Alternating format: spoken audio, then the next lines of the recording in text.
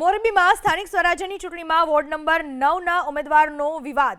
પ્રદેશ ભાજપ મહામંત્રી અને સૌરાષ્ટ્ર પ્રભારી અનિરુદ્ધ દવેએ કોઈ વિવાદ ન હોવાનો કર્યો દાવો. કાંતિભાઈ અમૃતિયાએ તેમના જૂથને 4 જ્યારે મોહનભાઈ જૂથને 6 ટિકિટ ફાળવ્યાનું જણાવ્યું.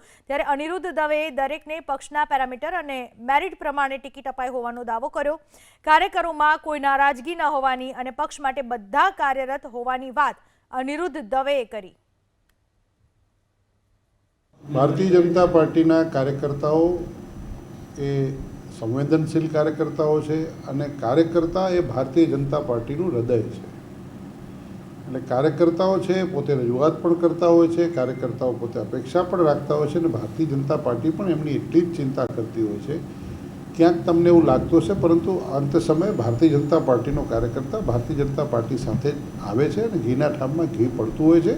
અને કાર્યકર્તા છે એને સહજ સામાન્ય કોઈને લાગ્યું હશે કે મને ટિકિટ નથી મળી આજે, તો 4 દિવસ રહીને સાથે રહીને કામે અંતતો ગતવા છેલ્લા દિવસથી પહેલાં એ ભાજપનો કાર્યકર્તા ભારતીય જનતા પાર્ટી માટે કામ કરતો હોય છે. એટલે જ પાર્ટી એ અમારો પરિવાર છે, પરિવારની પાર્ટી નથી. આ સામાન્યમાં સામાન્ય કાર્યકર્તા છે, ભારતીય જનતા પાર્ટીનો પરિવાર છે. અમે બીજા પક્ષો જે છે એ પરિવારની પાર્ટી ચલાવે છે એવું નથી હોતું.